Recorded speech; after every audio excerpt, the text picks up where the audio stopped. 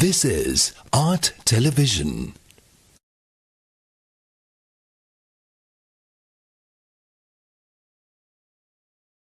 Okay, everyone. So we're going to start tonight's Dhamma talk.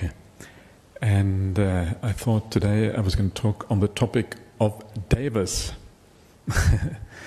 And the Pali word Deva, in case you don't know this word, it means basically like a divine being. Yeah, sometimes translated as a god.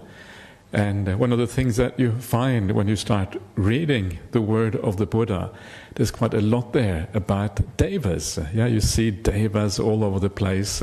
They're coming to have a chat with the Buddha, asking him about the Dhamma, so they can get out of suffering as well. And it's quite a common thing, this the topic of Devas in the sutta, as you see it a lot. And there's all kinds of Devas, all kinds of heavenly beings of all types. There are some things called almost like dragons, in these realms. And then there are all the kind of ordinary Devas, like heavenly musicians and powerful gods and less powerful gods and all of these kind of things. And so I thought it might be interesting to discuss what this actually means, whether it is important in Buddhism, whether it's part of the cultural baggage of ancient India, whether it's the baggage that we can throw out and which isn't really necessary to understand the Buddhist teachings, and basically to contemplate what these Devas really are, whether they exist or whether they don't exist, or how we should think about them in a constructive way to help us in our practice. So we'll see where that takes us. And one of the interesting things about this word Deva is that it is to understand what it means. It's actually related to another Pali word which is called Deva, and Deva means day. The root meaning of this word is like to shine, to be splendid, to shine. Yes, at the daytime, of course, things shine. In the day, at night they're dark, and day they shine. So Devas, they are like shining beings. That's really kind of the root meaning of what they are all about. They shine in the world. And not only do they shine, but obviously, when you are a god, you tend to have all the things that come with being a divine being, as you can imagine. They are more powerful. They have kind of powers that we don't have as humans. They are more happy. They have access to pleasures that we don't have in the human realm, and all of these kind of things. But one of the most interesting aspects of them is that they shine. They're kind of beautiful beings. They kind of have a splendor about them. They radiate something which we don't see, obviously, in the human realm. So you can imagine this radiant being. This radiant being is what the Devas really are like. And this external quality of being radiant, of course, it simply reflects the inner qualities of those beings. The way that you become a Deva, the way that you get reborn in that particular realm, is by living well in this life. Is by having all the good qualities of heart, being kind, being compassionate, being generous, being caring, all of these good qualities, having a degree of wisdom as well. All of these are parts and parcel of how to get reborn in these realms. So they have all of these good qualities. And those good qualities are reflected in how they look externally. It's like they are radiant through those good qualities that they have with them in their heart. So it's kind of, when you think of it like that, it's kind of beautiful. It's kind of powerful in a sense. And you can see this to some extent also in the human realm. Sometimes you see people who are very kind of radiant in a certain way. It depends a little bit, but they have a certain quality about them, and the quality of purity of heart, of kindness, and all of these kind of things. You can see that also in the human realm, but certainly you can see it in the Deva Loka. So it's kind of attractive. Imagine seeing a being like that, seeing somebody really translucent, powerful, radiant, like a small sun. This is kind of the Devas. They're like small suns, radiating in the world. So would it be cool to see something like that? Would be cool, right? And I'll talk a little bit more about that later on, because people see these kind of beings.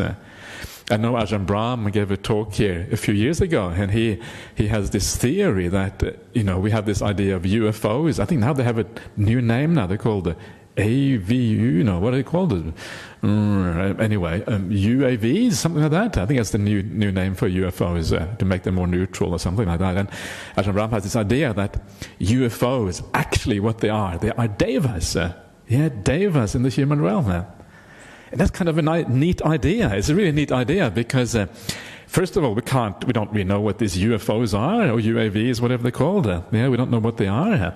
But the second thing, which is kind of a bit of a conundrum, is that at the time of the Buddha, sometimes they would see these Devas. How come we don't see them now? Well, maybe we do see them. We just have a different name for them. We call them UFOs instead. So UFOs and Devas, basically maybe the same thing. It's not, the words are not connected with each other, but maybe it's the same thing. It's kind of an interesting idea. Maybe these things actually are out there, even though we can't see them.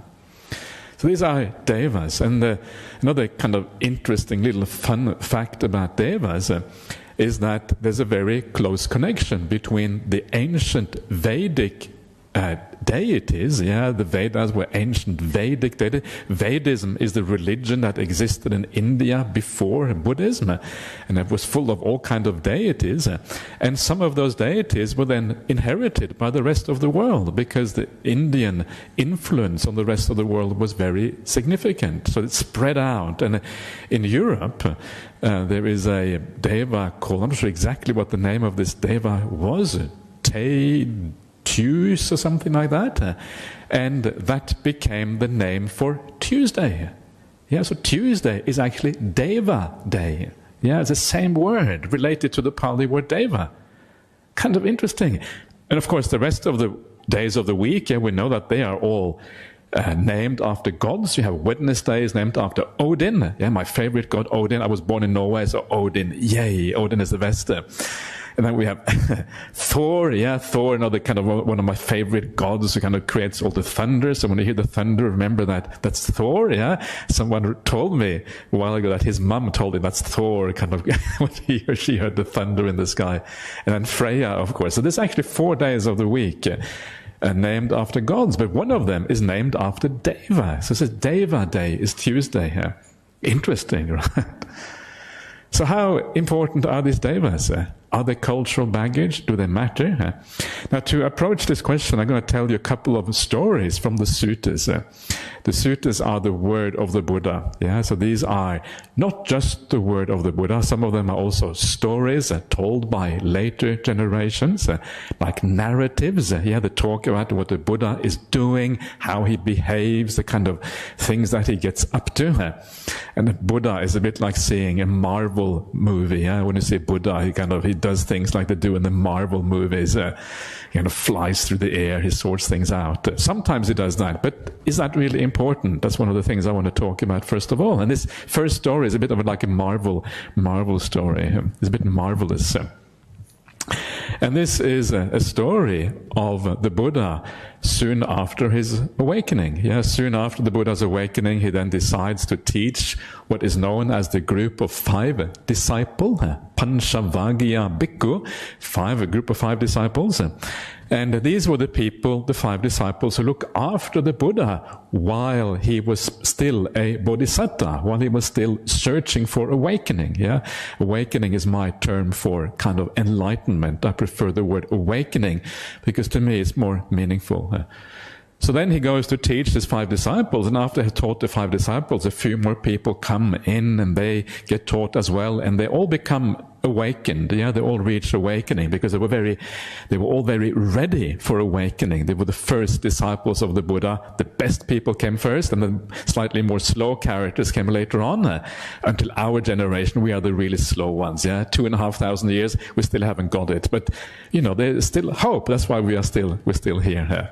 I'm just being a bit silly. Don't take that too seriously. So. He teaches all of these people, and he says to all of these awakened disciples, he says, not two of you should go the same way. You should go to all directions and spread the message of awakening to the world. Yeah, the message of awakening means the message of overcoming suffering, of achieving the highest happiness. That's really what it is about. Yeah, that's what awakening really is about. So it's extremely worthwhile if we can achieve that. So they all go in different directions, and the Buddha goes in his own direction. And then this is the narrative. That's why I'm saying this is a story. Yeah? It's not really a sutta by the Buddha. It's more like a story.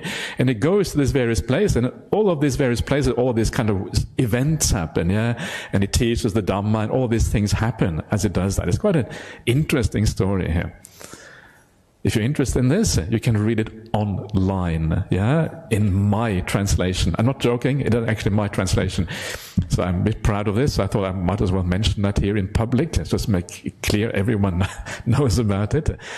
If you go to a website called suttacentral.net, it is one of the most best websites for the suttas, the word of the Buddha, anywhere in the world. Yeah, it's probably the most up-to-date one, with translations into all kind of languages, into Norwegian even, or in English, and whatever is your favorite language, you can find it there. Yeah, whether it's in Chinese characters, or you can read it in Vietnamese, or you can read it in Greek maybe, if you want to read it in Greek, if you can read Greek, or whatever language that you prefer, you can pretty much find it there.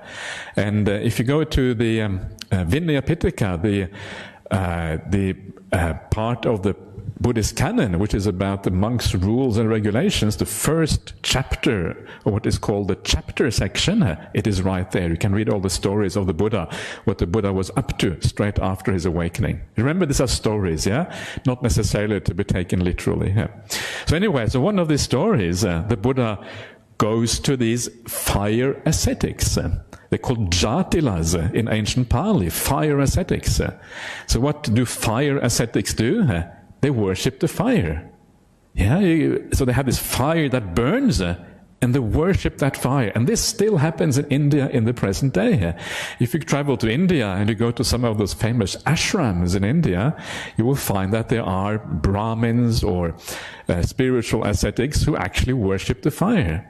And of course, the reason why they worship the fire is that the fire is incredibly powerful. You know, in the world which is very simple, where you have really material well-being is very based on very simple requisites, fire is a very powerful implement. With fire you can forge the iron into tools. Yeah, you can use it to cook things and sterilize things through cooking. You can use it for burning down the forest if you need more agricultural land. It's a very powerful tool. So you can see why they would worship something so powerful, and they would always keep it burning. Yeah. So these three fire ascetics, they were called the Kassapa brothers. We have a monk called Kassapa at our monastery. He is not one of those fire ascetics, so you can be safe. He's not going to burn you or anything like that. He's actually a very nice monk. He's a bit like a bear, teddy bear. Is that right, Osaga? He's like a Kassapa. He's a bit like a kind of round and cozy monk. Yeah. He's a bit like a teddy bear. He's kind of round and kind of and very, very friendly monk, actually. Yeah. So he's not one of, I don't think he took his name after those fire ascetics. I think he took his name after the monk called Maha Kassapa, which is another Kassapa. Kassapa was quite a famous name in ancient India. I don't know if people are still called Kassapa in India. Is there still Kassapas in India? Anyone from India here? Are there many Kassapas in India these days? Maybe, maybe not. Not sure. We have to research more on that one. Next time I come here, or when, I'm not sure what that's going to be, I'll tell you more about the Kassapa. So they're all called Kassapa, these three brothers. And the Buddha goes to them and he speaks to them. He sees that these are people who are ripe for understanding the Buddhist teachings, because the fire ascetics, they already had an understanding of the world that was similar to the Buddhist understanding. They had ideas about karma and rebirth, understanding the danger in existence, that was similar to the Buddhist ideas. So he knew that they were likely to understand his teachings. So he goes to this Kassapa brothers and he says to them, do you mind if I stay in your fire hut? Fire hut is where they keep the sacred fire. Can I stay in your fire hut? Aggi sala or aggi gara. Anyway, something like that. And Agni is the Agni or Agi is the ancient Indian word for fire. And this is also a word for God. Yeah, it's a particular god called Agni because they worship the fire. So he goes, "Can I stay in your fire hut? This is the holy place." Yeah, and of course the Buddha was already a holy person, and they would have recognized him as such. "Can I stay in your fire?" And they say to him, "Well, you can. There's only one problem. There is a dragon in that fire hut. And if you go into that fire hut and stay there, the dragon would surely kill you. Yeah, you haven't got a chance. It's a very, very powerful dragon. And these dragons don't like people just coming into the hut like that. You're in trouble, so better to go somewhere else." And the Buddha says again, "Can I stay in your fire hut?" The Kassapa brother says the same thing. And for a third time, the Buddha says, "May I stay in your fire hut? Never mind, don't worry about me, yeah? I'll be all right. You don't know me, so just I'll be fine," says the Buddha. "So can I stay in your fire hut?" And so eventually they give up. If you say things 3 times in Buddhism, it means that you're really serious, yeah? Okay, so then the other person really has to have a really good reason to decline. So he says, "Okay, you can stay in my fire hut." So now it is set for this battle, yeah, between the dragon on the one hand in the fire hut, and then the Buddha on the other hand. The stage is set for something very exciting to happen. The Buddha goes into this fire hut.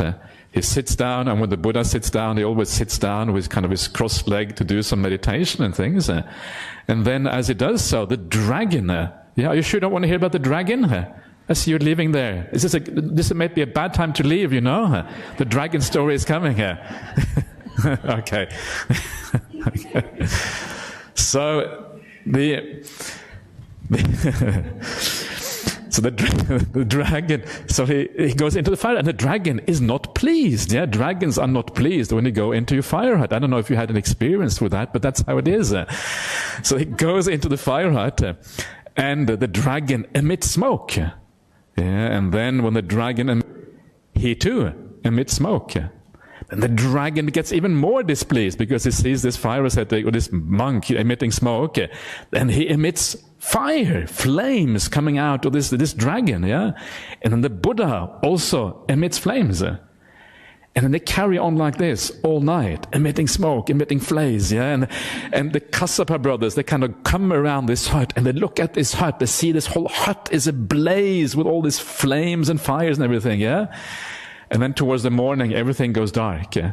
And then in the morning, the Buddha comes out of the kuti, yeah, out of this little fire hut. And then he has a bowl in his hand, and then he says to the Kassapa brothers, "Well, here is that dragon of yours in the bowl," and he hands that dragon to them, yeah, in the little bowl. In this way, the Buddha overcame fire with fire, smoke with smoke, and he subdued this dragon in this little, fire hut. Yeah, so he brought this dragon. There wasn't much left of the dragon. It was completely exhausted, sitting in a little bowl, and he gave it to the Kassapa brothers. So that is one of those little stories in the suttas. So what does this mean? Does this mean that you are a bad Buddhist if you don't believe in these kind of things? Probably half of you would leave then, right? You probably would go straight away if you have to believe in this to be a Buddhist. What do we do with these kind of things? How significant is it? And this is just one small part of a long story with all of these kind of things. Yeah, and it's kind of hard to know what to make of it. And I thought for a while I was going to take a kind of hands up and see how many of you believe in this, and how many people say this is good stuff, and how many of you don't believe in it. And if you don't believe in this, I sympathize with you. If you do believe in it, I also sympathize with you. This is how you get many disciples, you see, everyone. And this is how you get many friends. Yeah? You kind of side with everyone. And if you're uncertain, I also side with you. And the point is that, the reason why I sympathize with you if you believe in this, or you think this may be possible or whatever, is that the Buddha was a very powerful person. And it's very hard to really know the limits of the powers of a being like the Buddha. And because it is that, it's actually not advisable to kind of just reject it out of hand. Yeah, and you've been a Buddhist a long time. Maybe such things are true. Maybe it's possible. If you don't believe in it, I also kind of sympathize with you, because this just seems over the top. Yeah, Why does the Buddha indulge in these kind of things anyway? Isn't he supposed to be here to make us wiser, to overcome suffering? What's the point of these battles of fire and flames? Surely this is just an embellishment of this ancient literature. And there's probably a lot of truth to that. Yeah, one of the things that we use to decide what is authentic Buddhism is to look at these stories. These stories often come in many different versions. Sometimes in all of these ancient versions, you have the version in the Pali language, which is what I'm relying on now. You have versions that are translated into Chinese. You have versions that exist in Sanskrit language, some of them in Tibetan language, some of them in really obscure language don't exist anymore. Really obscure language that existed in Central Asia 2,000 years ago, 1,500 years ago. And so what we do when we see stories like this, that we collect all the ancient material together. These are material existing in different schools, and we look to see if it matches. Are these stories found in all the various schools? And one of the very interesting results of doing that kind of study is that a lot of the stories that have to do with supernormal powers are not really reliable. You realize actually these things are stories, they are narratives that were probably added after the Buddha passed away, but they're not reliable reflections of what actually happened in ancient India. It is very uncertain. The Buddha probably did not tame dragons. He probably didn't do this kind of fire thing in this way. It probably wasn't actually happening. Could he do it? Maybe he could, but he didn't do it, and that is kind of the point here. And why didn't the Buddha do it? And the answer is found in one of those famous suttas called the Kevada Sutta in the long discourse of the Buddha, where the Buddha says, I abhor, I detest, I'm revolted by these supernormal powers. That's what he literally says. He doesn't say they don't exist. He says, I'm revolted by them. And the reason he says that is because he says that if I, or the monks, or the nuns, or anyone really for that matter, were to display these supernormal powers, the context here is that one of the lay people have come to him and said, oh, please, Master, please, display more supernormal power, because if you do so, people will gain more faith in you. But the Buddha says, no, that is not true.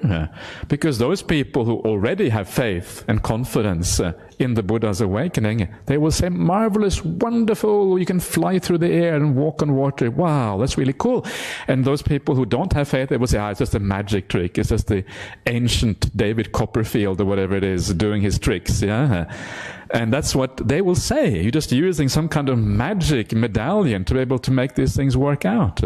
And of course, that is some truth to that, When we see magic around the world, it's usually a trick of deception that deceive you right there in front of your eyes. I remember seeing this amazing thing. You can see it on YouTube if you like. There's a British magician called Dynamo. You can Google this and you can see the YouTube video. I've seen it. This is what monks get up to when we go to YouTube, is we watch this kind of stuff. Don't tell anyone. This is secret business. And what he does, he's kind of standing on the bank of the River Thames, in the central London on the River Thames. The Waterloo Bridge is right there. And he's kind of standing there as if he's about to walk onto the water, and people are kind of accumulating on the bridge, and people are pointing, look what's going on, there's a modern Jesus down there, he's about to walk on the water.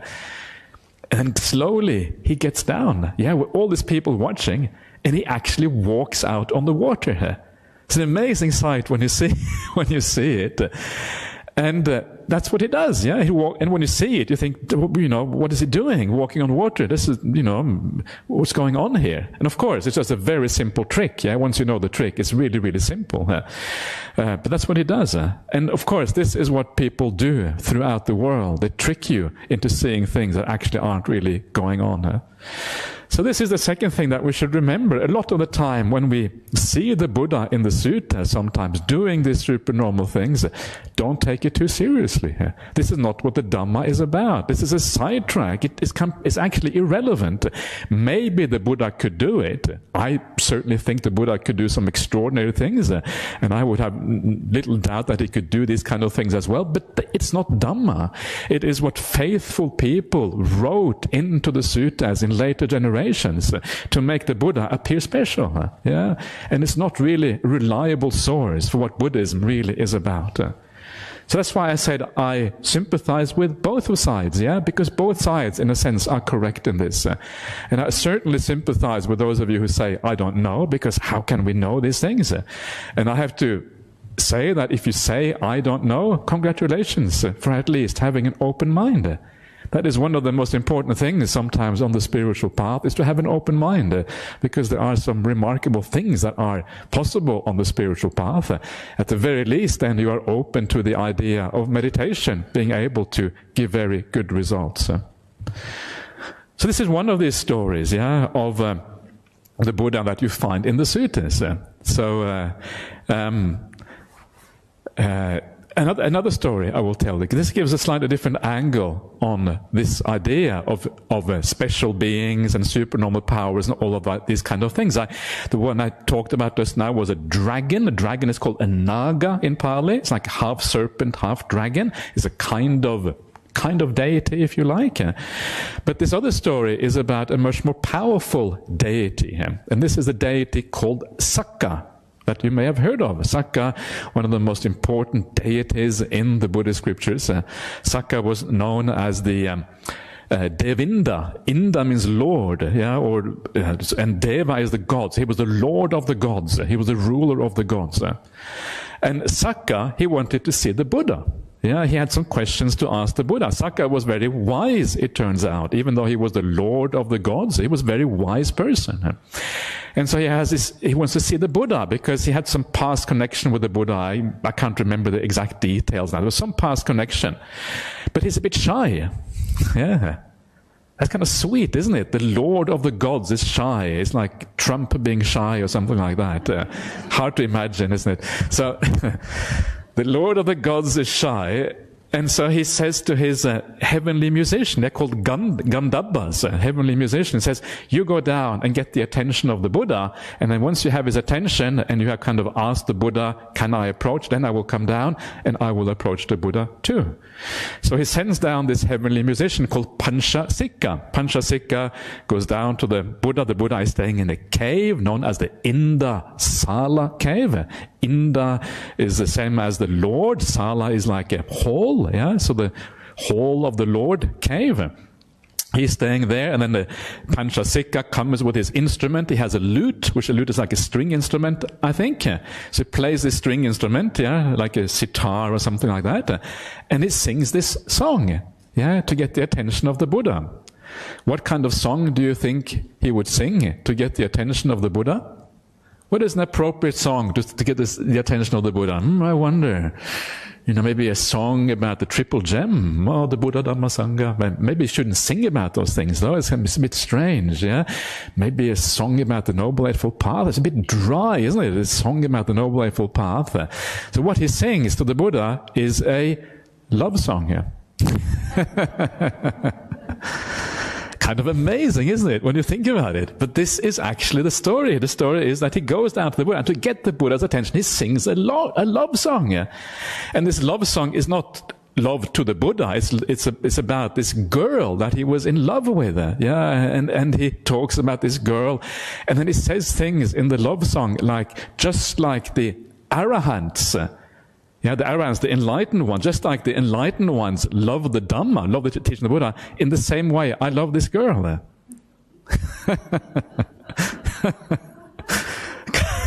Kind of extraordinary, right? I mean, it's kind of two separate worlds, and he kind of merges these separate worlds in this way. It's kind of remarkable when you think about it. How is this possible? It sounds really weird. Anyway, I'll come back to this in a second, why this might have happened.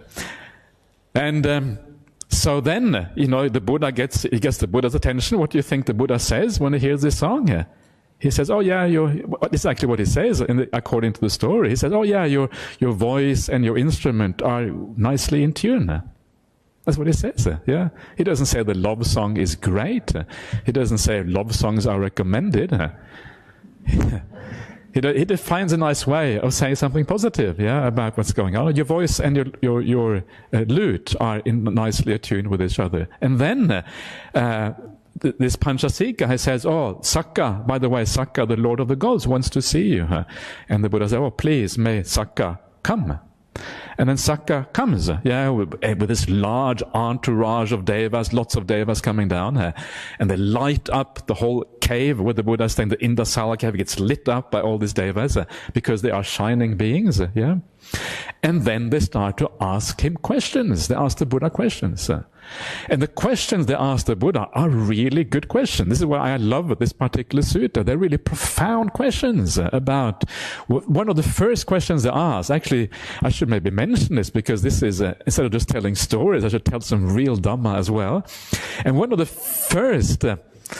questions that he asks is, why is it when the whole world wants to live in peace, we want to live in harmony, we don't want to have enmity, we don't want to fight, we don't want to have violence, why is it when we want to live in peace and harmony together in the whole world, everyone wants that, nobody wants violence and all of this aggression and all of these terrible things that are happening in the world?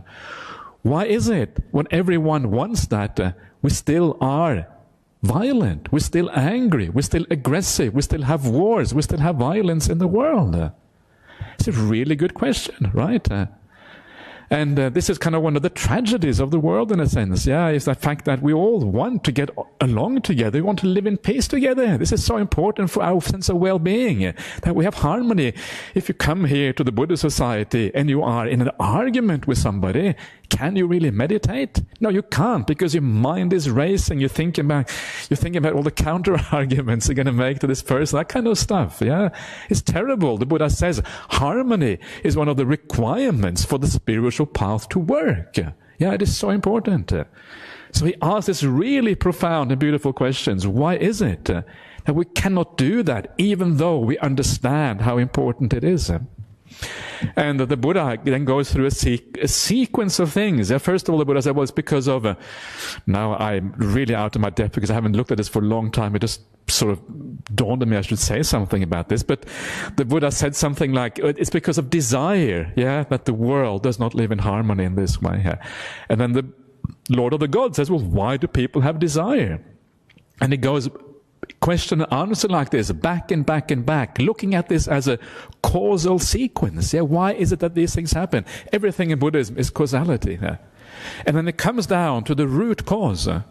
And the root cause is because human beings, not only human beings, gods, the Sakka says, why is it that gods also have violence and problems? That's an interesting point, even in the heavenly realm, still have violence and these kind of problems. And the Buddha says the root cause is this thing called papancha. Papancha means this proliferation of the mind, where we are, and a proliferation of the mind has to do with three things. It has to do with our sense of self, our ego. We want to protect our ego, our sense of self, who we are. If other people attack us, or they somehow we feel threatened by others, then that is often where aggression happens. We see this around the world. This is my nationality. Stay out of my country. And this is one of the reasons why we go to war, or don't threaten my family. This is my family. Stay away. Or this is me. Don't say bad things about me. I want to hear good things about me. And the other one is craving, and views. These are the things that we fight over in the world. And these are the things that we try to eliminate on the spiritual path of Buddhism. Craving, views, and the conceit, I am, the sense of self. These are the root problems that drive all the violence and all the problems in the world. It's a nice topic for a talk, but not today. Too much, getting too far away. So this is the meeting of Sakka with the Buddha. And this gives you a very different angle on the meeting between gods, the idea of gods. It's a very different angle on this whole idea. It's a very different viewpoint from the previous. The previous one was kind of really wild and out there. It's like seeing some kind of movie. But this one here is more like, it has much more realistic. So maybe this did happen. In fact, there are suttas where, in various traditions, as I mentioned before, precisely where Sakka does come down to the Buddha in this way, in the various schools of Buddhism, etc. So this seems more likely. And here we are dealing with something that is much more Buddhist. Yeah, this sounds much more realistic. Yeah. But first of all, why does Panchasika come down with his sitar or his lute and play a love song to the Buddha?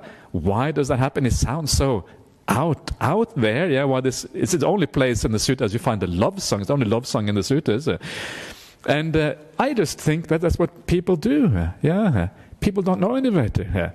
People are not really Buddhist already. And I shouldn't say people, I should say Devas. It's all the same. They're not Buddhist. They don't really know what is appropriate. They think, yeah, I got this nice love song.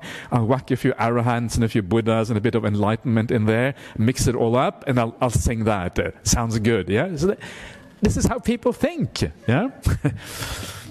So you get this love song, and I think that's actually how things probably work. And to me, that is almost a sign of authenticity, because no one would dare to put anything like that in there unless it was real. So maybe it is a sign of authenticity. I don't know. Maybe it is a kind of interesting idea. But we're starting to see here, anyway, regardless of that particular episode, we're starting to see that there is something here with the Devas that is much more Buddhist. Yeah? And it says in the suttas elsewhere, it says that the Buddha was the teacher of gods and humans. Yeah, the Buddha was the one with the greatest wisdom. It didn't matter if you were a god or not. A god doesn't necessarily mean you are wise. If you're a god, just means you have been a good person. You have a good heart. You've been reborn in a higher realm. You have some wisdom, because goodness requires some degree of wisdom. But you don't have that profound wisdom which the Buddha has, which transcends kinds of our ordinary experience. So this is where we're starting to get this idea that, gods, they have actually a place in Buddhism. Yeah, they are beings just like us. They are really no different. And one of the reasons why the Buddha talks about them is for us to understand the world fully. Yeah, for the Buddha to be able to really explain the world to us, so we can transcend the world. First of all, we have to understand that world. And if there are beings in other realms, in other areas where you can get reborn if you behave in a certain way, some bad realms, some good realms, you need to know about it to have a full understanding of the problem we are in, and also an understanding of why the spiritual path matters. So actually, it has a very important place in the Buddha's teachings. Yeah, it matters. The Buddha was teacher of gods and humans, according to the most standard verse that we often chant in Buddhism. You see throughout the suttas, the Itipiso verse, Itipiso Bhagava Arahang Samma Sambuddho, a very standard verse in the suttas, Satta Deva Manusanang, which means teacher of gods and humans, is right there. So it is an important part of Buddhism. So the question then is, if it is an important part of Buddhism, how does this idea of gods stack up? Yeah, how can we make sense of it? How does it stack up with kind of our modern understanding of God? Our modern understanding of God is often the kind of Christian understanding, or maybe an Islamic understanding of one God. But here we're talking about many gods. And I think it can be quite useful to look a little bit very briefly at kind of modern anthropology. Anthropology, the study of human beings and how we think and how we live in our societies, a bit like sociology. I don't really know exactly the distinction between these things, but something like that. And and according to modern ideas of gods and the evolution of gods over millennia and centuries, the idea is that, well, early on, the reason why people had gods was because they needed something to explain nature. Yeah, with lightning, bang, whoa, that's really scary. Where does it come from? Must have been a god. Must have been Thor. Thor was throwing his hammer. That's what I used to believe before I became a Buddhist. Actually, not really. But I should have believed in that, because now I realize maybe it's not so wrong after all. Maybe there's some smidgen of truth, maybe not the full truth, but a smidgen of truth to that. So yeah, so we needed something to explain the powers of the world, volcanoes, earthquakes, maybe the powerful rains that cause floods. And how can we get enough crops so we can feed our family and our clan? Well, we need to propitiate, we need to kind of pray to the gods and give them an offering so that they will give us something back. And then you have the gods of fertility, which also give you children. Yeah, you need to have lots of children so you can have a big army, you can fight the neighboring village, all of these kind of things. Yeah, that's how it often works. So this is the kind of the original idea of where gods come from, and I think there's some truth to that. Yeah, it kind of makes sense. And of course, once you have a god that is responsible for that, it means that you have some way of dealing with the problem. Yeah, because the gods are beings; they can be spoken to. Yeah, okay, God, how can I make you not make earthquakes? How can I make you give a good crop so we can feed all the people? Okay, you need to offer 100 sheep. Yeah, kill 100 sheep. I will take those 100 sheep. Then I will give you a good crop. Yeah. Or sometimes they did human sacrifice. Lots of really crazy things were done in the name of propitiating the gods. So the gods would be happy, and the gods would kind of, in turn, give something back to the human beings. And this is a part of human history, part of anthropological theory, but it kind of makes sense. And then, of course, as time went on, they realized that, well, maybe it's too complex with all these gods. We need to simplify things. But let's just pray to the head god. Yeah? And after a while, the head god became more and more powerful. The other gods, they kind of vanished on the sidelines. And then we ended up with a Christian kind of god, yeah? Or an Islamic kind of God. Yeah? One God who created the universe, who created each one of us, who created the world, who is all-powerful, everlasting, all-loving, basically everything. Yeah, this is kind of the idea of the Christian God. And then of course, we took it one step further. We say, why do we even believe in this? Do we need this one God? Nah, we don't need even the one God. Let's become atheists instead. Yeah, we're all atheists. That's kind of even one step beyond. So the anthropologists, they have this idea of human evolution, where one more primitive stage takes over for a more advanced stage, an even more advanced stage. The primitive stage is supposed to be the polytheistic stage. We have many gods. Then you have the one God, yeah? And then you have no gods at all. You chuck out even the last God. Actually, that fits a bit with Buddhism. We don't have that one God either, maybe. Anyway, so you become an atheist, yeah? And this is considered almost like a hierarchy of sophistication in the modern world. Yeah, you get more and more sophisticated. You throw things out. But the interesting question is, it doesn't fit very well with the Buddhist idea of gods. So could this whole idea of sophistication actually turn out to be wrong? Could it be that this is somehow wrong? I think there is some truth to this idea. We want to explain the powers of the world. We need some way to explain that, through making up these gods or whatever. But I don't think it is the full truth. I think there is another very interesting fact here. And that other interesting fact is that if you look at human history, if you look at all the various human societies around the world, almost all of them have been polytheistic. They've all had large numbers of gods. Yeah? If you go to China, for example, go to Chinese society is full of gods. Yeah? And they've always had lots of gods. Go to India, well, I've just been talking about India. We know India had heaps of gods. You go to Europe, gods everywhere. Yeah, you go to Greece, the Romans, the Nordics, my ancestors. I don't know if they're my ancestors, but whatever. They all believed in gods. Yeah, Zeus and Jupiter and Odin or whatever. If you go to societies in Africa, all polytheistic. If you go to the American Indian societies, they were polytheistic. This seems to be like almost all societies in the world were polytheistic. They believed in all of these gods out there. Why is that the case? And I say very often when something is found in so many different societies, it means that all of those societies are tapping into an underlying reality. Yeah, this is one way of explaining it anyway. Tapping into the same underlying reality, and that is why we can so different societies so far apart, didn't really have any communication. We're talking about the ancient Egyptians, the Mesopotamian societies that existed 8,000 years ago or whatever. Yeah, they were like this everywhere. So I say one of the maybe likely even reasons for that is that we are tapping into an underlying reality. Sometimes we have visions of these gods. Sometimes we have interactions with them. Yeah, something is going on there which makes us believe and accept these things. To me, that is a very natural explanation.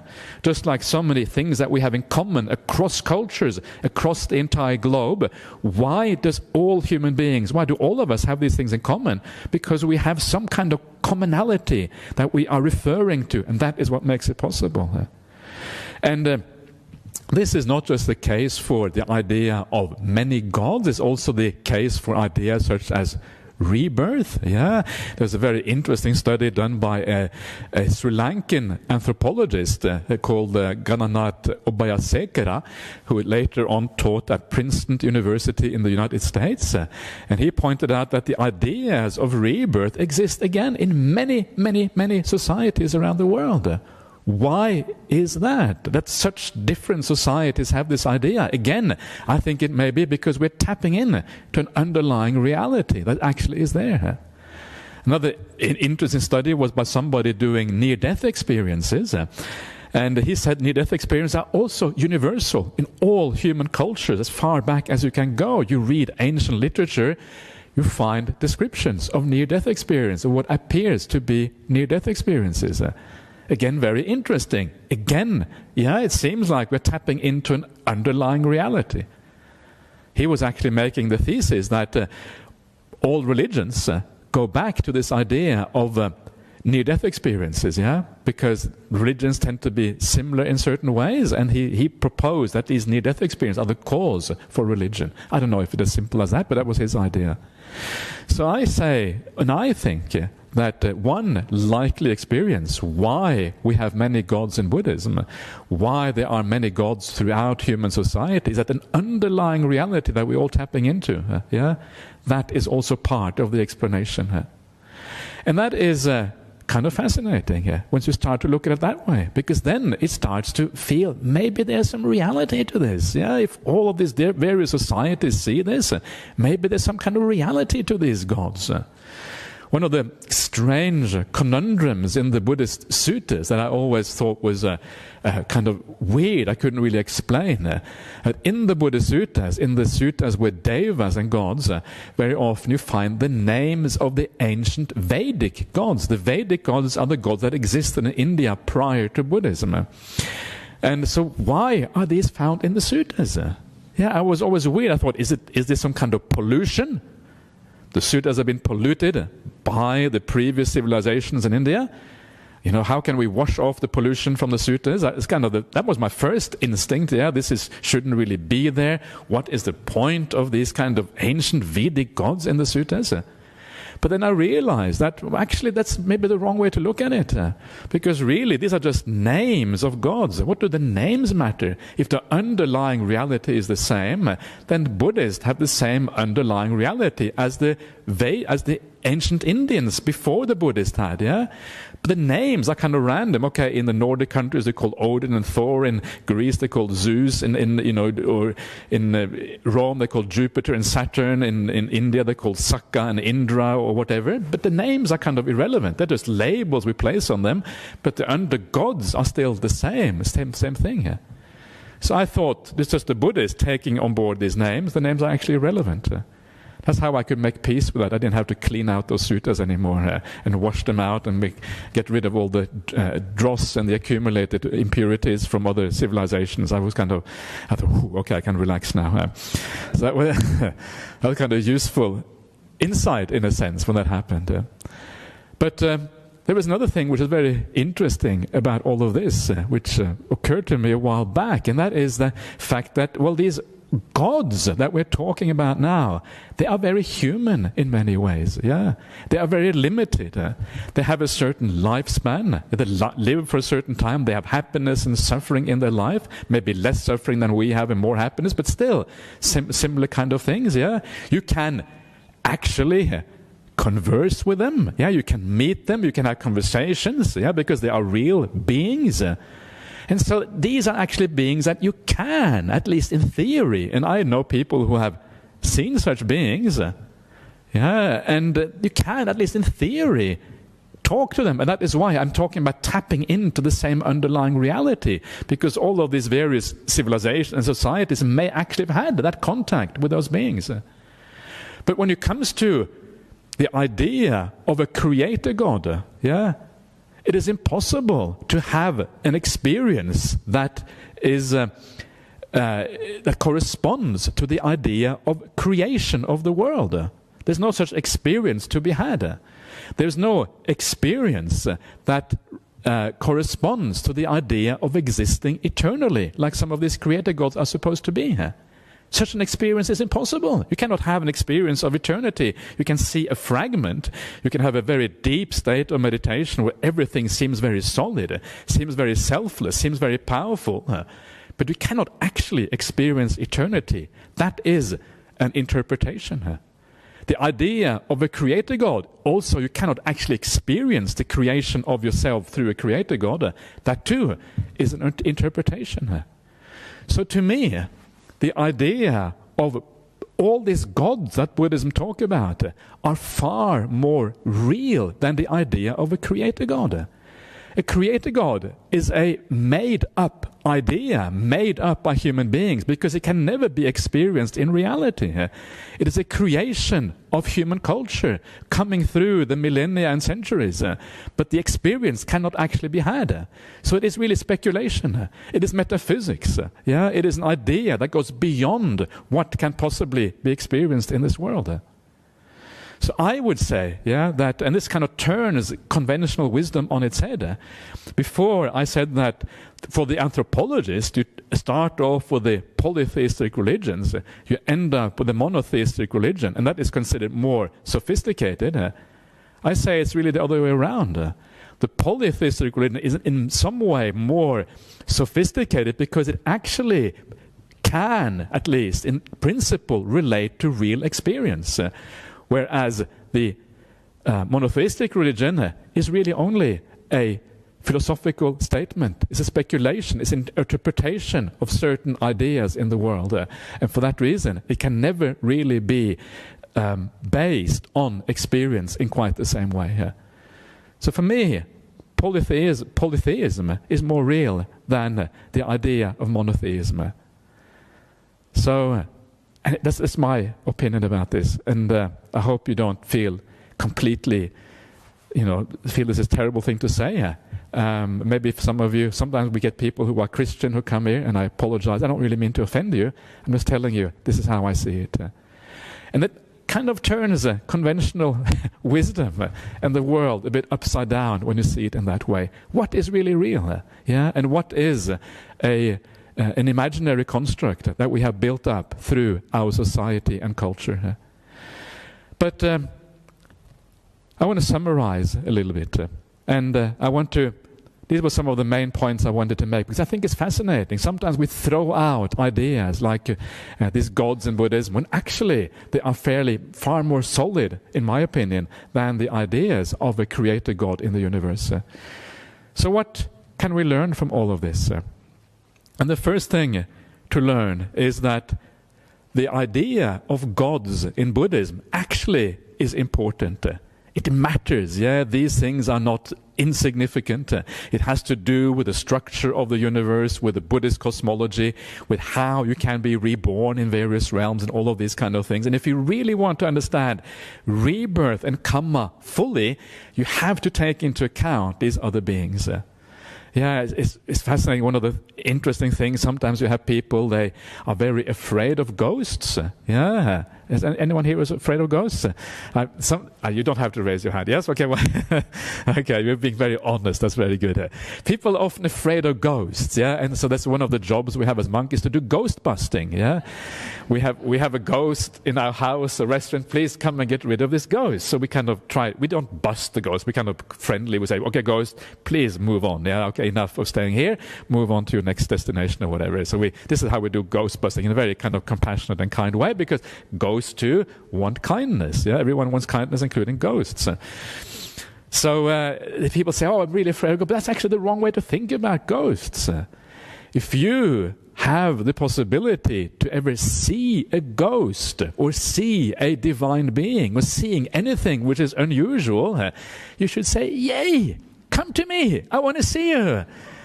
Yeah, this is what you should really be saying. And the reason you should be saying that is because that gives you an insight. It gives you a glimpse into a larger reality. A reality that for the vast majority of people is completely cut off. And you think, wow, now it's much easier to believe something if you see it for yourself, right? So you should see it as a tremendous gift if you ever have the ability to see these kind of unusual supernormal beings. Because when you see a supernormal beings, it opens up a possibility. It opens up a reality, a larger window on the world than you otherwise had. So you should say, thank you, ghost. Thank you so much for coming to see me.